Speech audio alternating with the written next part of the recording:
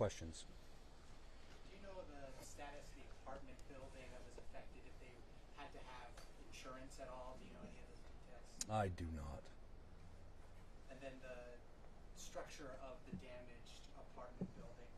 Okay. Can you give us details on the damage to them and what their status is? So the way that I understand it is that the fire came up through that south side and got up into the attic space on both of those. So there's significant fire damage in the roof and that attic structure, and then the third floor. The damage also through that second floor and that main floor is a considerable water damage due to the extinguishment efforts from the fire crews on scene. The adjacent structures, that is going to be isolated to smoke damage on those, and because we're actively working those affected structures, it's going to be a while before we can get in and to ensure that it's a habitable environment. So we're going to work closely with building inspectors through Mill Creek, and we'll ascertain the availability for residents to gain access on those unaffected structures as quickly as possible. Are the two most damaged, that total loss? I would leave that up to insurance adjusters. I know that there's significant damage. My rough construction background, I'd have to say they are probably pretty close. Any injuries to report? We did have 4 injuries to firefighters. Those are minor injuries. Nothing that required stays at hospitals. So they've been released back to work, but we did sustain some injuries today on this fire scene.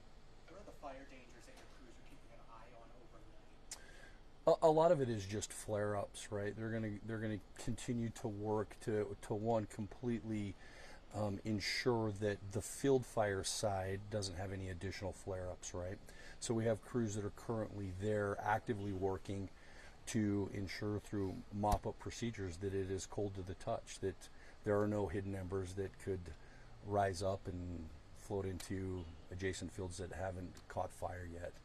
Now, in regards to the structure itself, there's going to be some precautions that are taking place in regards to re-entry into them, just due to the structural integrity of those buildings. So we're going to take extra precautions to ensure that when we do enter, to ensure that it's completely extinguished, that we're doing it in a safe fashion to ensure that there's no other injuries sustained on this fire. Last time we talked, you said it was someone mowing the lawn that caused this. Do you have any more details on that? I don't.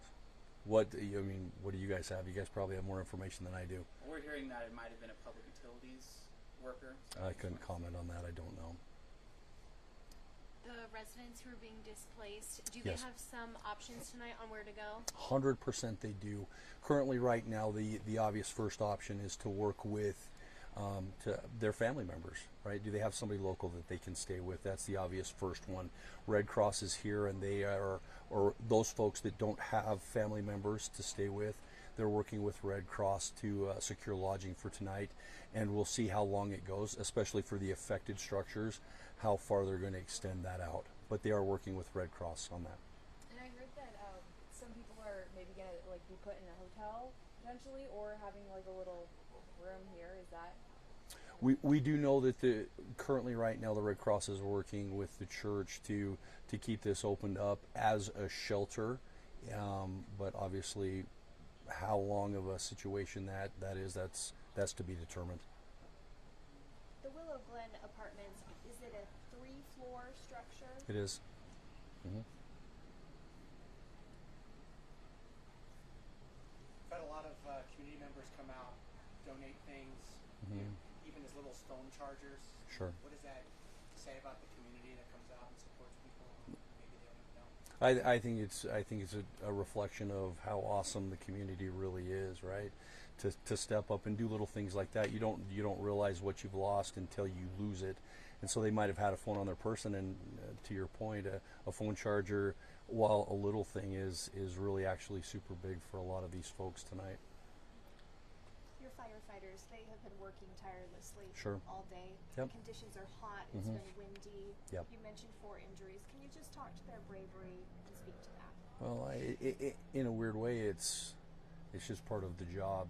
The unique side of it is the complexity of this call. It started off as a field fire, which when we arrive, there's a certain mindset that goes into that type of a fire attack.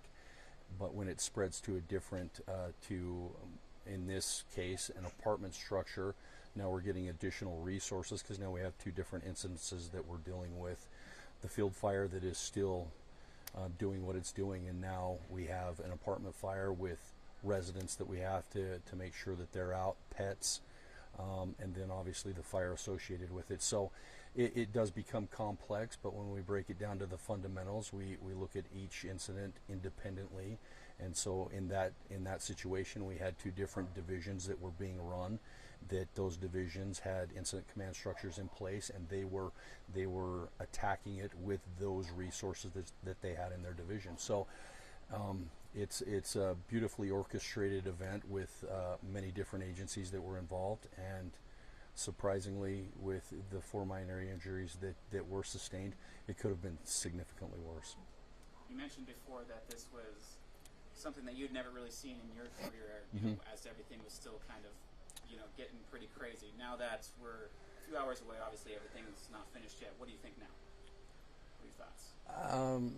In regards to the folks that are displaced, it's hard to quantify it over a long career. It's shocking to me when any event that we encounter impacts so many people all at once, and for those folks that literally have lost all of their belongings, all of their family mementos, photo albums, those types of things, it really resonates with you how personal and heartbreaking an event like this can be. Actually, I have one more question. Can you comment on you were talking a little bit earlier about like this is one of the, I guess, craziest things that you've seen in a while here, or since you've been on the job, or what were you saying about that? Well, just how it quickly unfolded.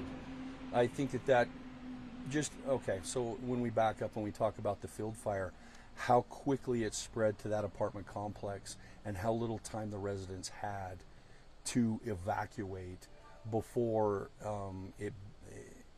it became completely unstable.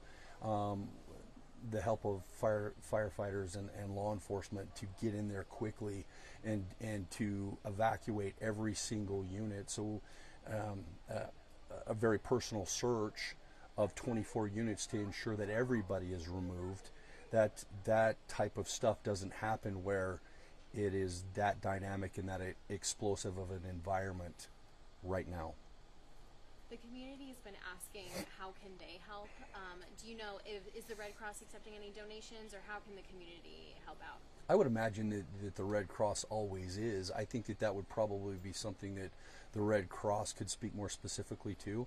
But I would reach out to the Red Cross and ask them what their needs are. They're currently talking with each one of these residents and trying to determine what they need, whether or not they have small children, they have a need for formula or diapers.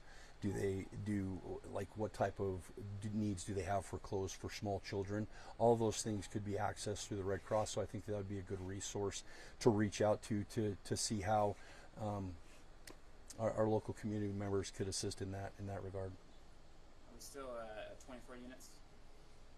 24 units that are affected either through fire or water damage. I couldn't tell you how many units are affected just by the smoke damage being adjacent to those structures. We've heard pets have been lost. Do you have any information on that?